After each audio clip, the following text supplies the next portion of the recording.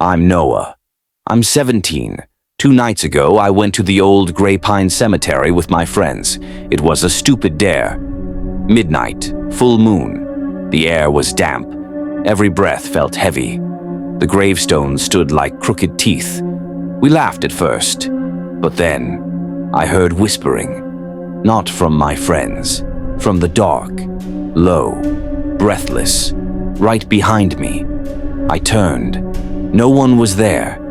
I told myself it was the wind, but in my gut, I knew something was wrong. On the drive home, I kept glancing in the rearview mirror. Every time I swore I saw movement in the back seat.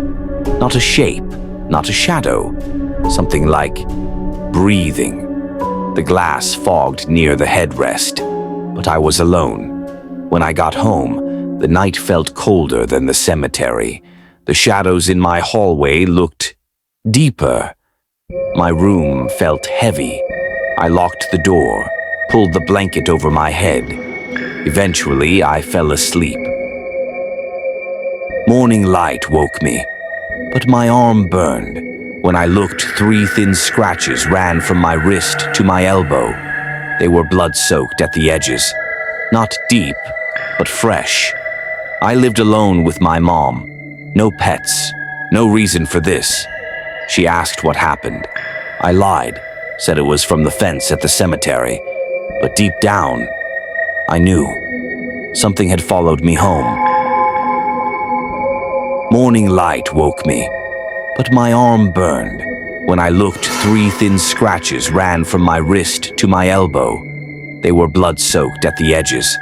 Not deep, but fresh. I lived alone with my mom. No pets. No reason for this. She asked what happened. I lied, said it was from the fence at the cemetery. But deep down, I knew. Something had followed me home. That night, I kept hearing it, whispering, right by my ear. Words I couldn't understand. The room smelled like damp earth, like a grave. I couldn't move. Not even to turn on the light. The whispers faded, and a cold hand brushed my neck. When I woke, there were more scratches, this time on my back, burning, raw, and something stranger. My bedsheet smelled like rotting flowers. On the 3rd night, I decided to stay awake. 2:57 a.m. The temperature dropped so fast I could see my breath. The whispering started again, but this time I understood. It was my name, over and over. Noah, slow, drawn out, bone-chilling. The mirror across my room began to fog from the inside. A pale hand pressed against the glass. Then another. Long, cracked fingernails, blood under them, and then she stepped out. Her face was gray, her eyes, black pits. Her hair dripped water onto the carpet. She crawled to the side of my bed and smiled. I blacked out. When I woke, sunlight filled the room. My window was wide open, and outside, in the garden dirt, were footprints, bare, leading to my room. The scratches on my chest formed letters this time. It wasn't random anymore. It said, "Stay." I told my mom I needed to leave. We stayed at my uncle's for a night. I slept fine. No whispers, no scratches. But this morning, my uncle called me into the kitchen. He was pale, shaking. On the wall, in deep, blood-red letters, was the word, "Stay."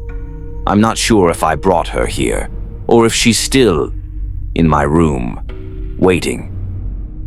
Noah never spoke about the scratches again, but sometimes when I pass his house, I see him standing in the window, pale and still, staring into the night, as if waiting for something to return. The truth is, what marked him might not be gone. It might just be looking for its next victim. And that thought keeps me awake at night. If Noah's story sent chills down your spine, you belong here at Supernatural Encounters. Like this video if you felt the fear, comment your thoughts or share your own haunting experience, and subscribe so you never miss the next horrifying tale. Share this with someone who thinks they're safe, because in our world no one truly is.